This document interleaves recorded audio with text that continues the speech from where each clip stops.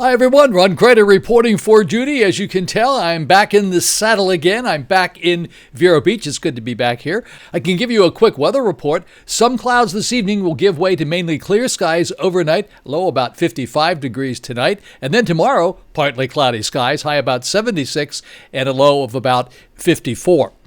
I have some really good news. The numbers are really down. I did get a quick glimpse of the numbers before I started putting this together. The numbers are down, the deaths are down, the positives are down, the deaths are way down. That's really, really a good thing. By the way, in my travels, I wore my little bracelet here that said I have been vaccinated. As you can see, I am a COVID warrior is what it says one place. And then another thing, it says I had my vaccination. I think it's kind of hard for me to do that, but I had my COVID shot. Anyway, I have lots of these. If you would like one of these little bracelets, they don't cost very much. So I have a whole ton of them. Marcia has them at our gate here at Victoria. If you want to stop by and just ask her to have, if you could have one, she'll be happy to give it to you until I run out.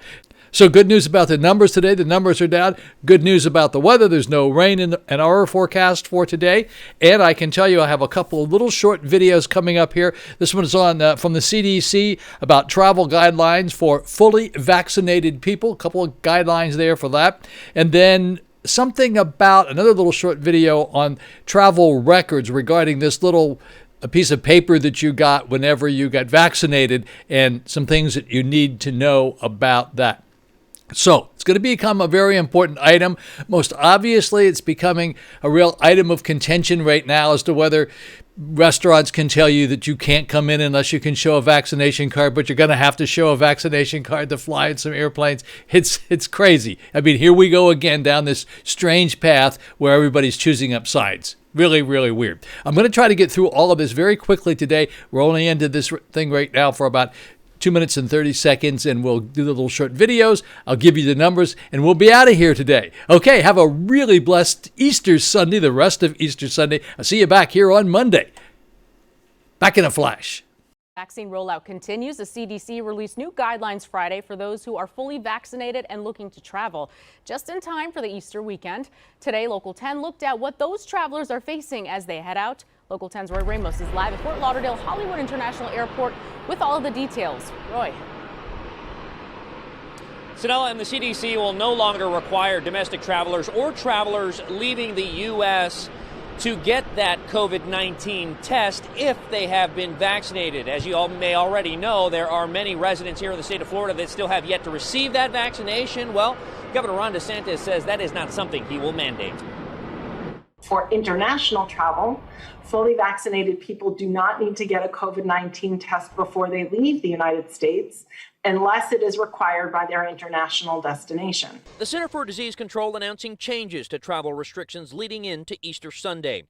Health experts say while a COVID-19 test is no longer required by vaccinated travelers leaving the U.S. From what I understand from the CDC, if you're vaccinated, it's almost 100% protected and not much chance of carrying. They should still get a negative test before returning with no added requirement to quarantine. I think that's a good idea. We don't want to bring anything back in. The new rules coming as a relief to travelers, both domestic and international, as many have already made plans for the holiday weekend. For domestic travel, fully vaccinated people do not need to get a COVID-19 test before or after travel and do not need to self-quarantine after travel. The changes come as Nova Southeastern University's executive vice president announces plans to require everyone on their campus to get fully vaccinated by August 1st. This is for faculty, staff, students.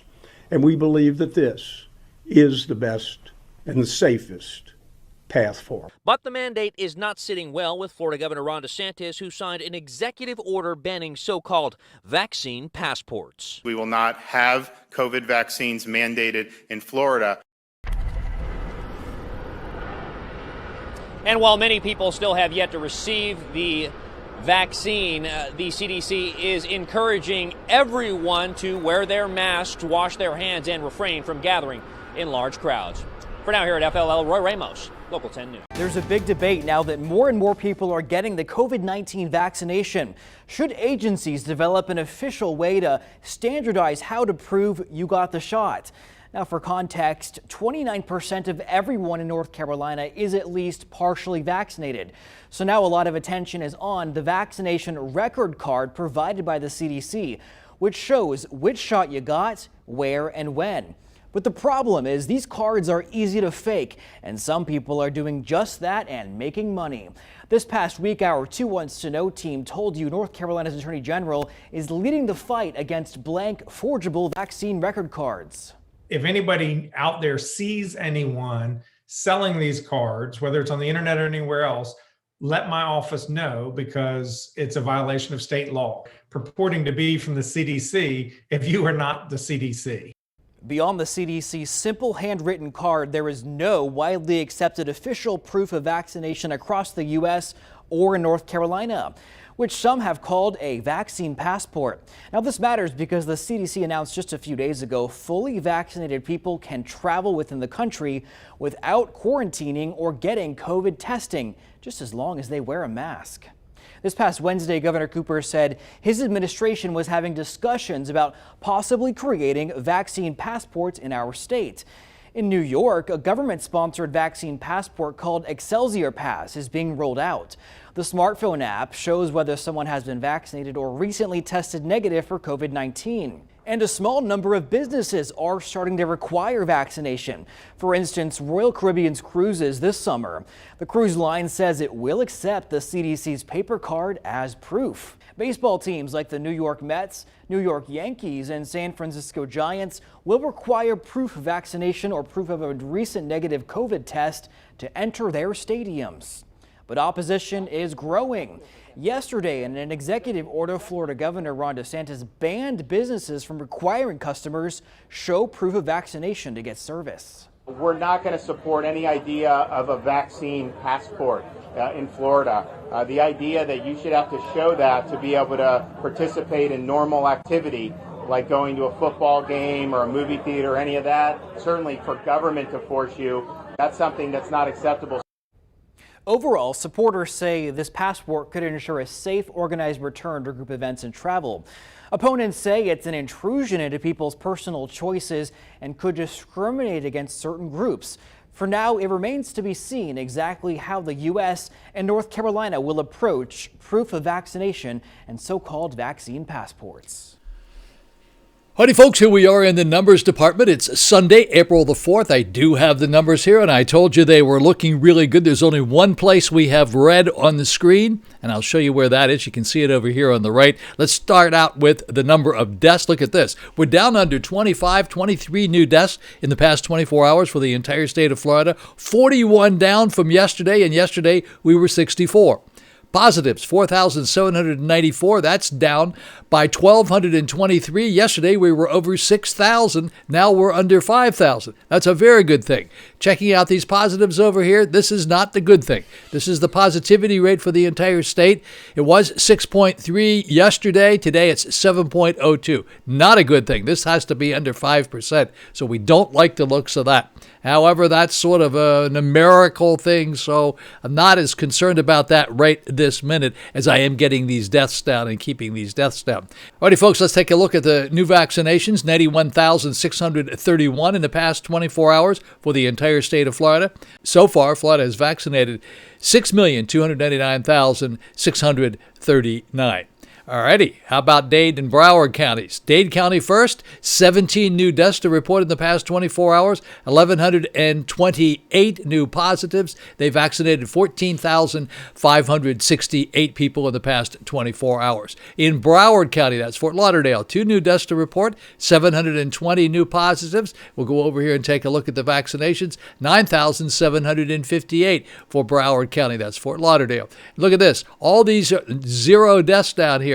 Let's take a look at Palm Beach. Palm Beach, no new deaths in the past 24 hours, 325 new positives, 7,921 new vaccinations. Orange County, Mousetown, Orlando, no new deaths to report, 306 new positives, 7,703 new vaccinations. Brevard County, that's Melbourne, that's up there on the Space Coast where the spaceships are. No new deaths to report, 97 new positives, 1,996 new vaccinations. We'll go to St. Lucie County here. St. Lucie County is Fort Pierce. No new deaths to report. 59 new positives. 728 new vaccinations. Martin County, that's Stewart. 5 new deaths. A lot of deaths down there in Martin County. 5 new deaths as a result of COVID-19. 28 new positives and 481 new vaccinations. And then in Indian River County, that's Vero Beach, 1 new death to report. 19 new positives. 257 new vaccinations, a paltry amount of vaccinations. Good news, though, look at this. Indian River County, we are balancing at 19 here and 19 there. These are the new positives for the past 24 hours for the zip codes in Indian River County. So Indian River County had a total of 19 new positives. In zip code 32948, there were 2. Zip code 329580. Zip code 32960, 6, that's Vero Beach proper. Zip code 32962, 3. Zip code 32963 on the Barrier Island, 2 new positives. Zip code 32966, 3 new positives. Zip code 32967, 1 new positive. Zip code 32968, 2 new positives, 19 and 19, and we're balanced out there. That's a really good thing. All righty, let's move over here and take a look at the 7-day moving averages. It's not a great number, but it's better than it was yesterday. Yesterday it was 71. Today it's 68.86. So we get green on the screen everywhere except this one number over here, which is the positivity rate for the entire state of Florida. All righty. Here we go. You know where we're going. We're going over here to take a look at these really terrible numbers. Alrighty, folks, total number of people who contracted COVID-19 since we started keeping track of these. In the United States, 30,700,922. Total number of people who have passed away as a result of COVID-19. In the entire state of Florida, 554,967. Total number of people in the entire world who contracted COVID-19. Check this number out, 131,121,384. The total number of people contracted COVID-19 and passed away as a result of COVID-19 in the entire world, 2,850,061. Alrighty, folks, the numbers. Those are the numbers for today. Today is the 4th of April, and it's Sunday, and it's Easter Sunday, and it's always good on Easter Sunday to get some good news. We like good news on Easter Sunday because it's a good day, and we got good numbers today, and let's hope that they will continue to go down starting next week when we move into Monday. Have a very blessed rest of your Easter Sunday. I look forward to seeing you back here on Monday. Ron Crider, signing off.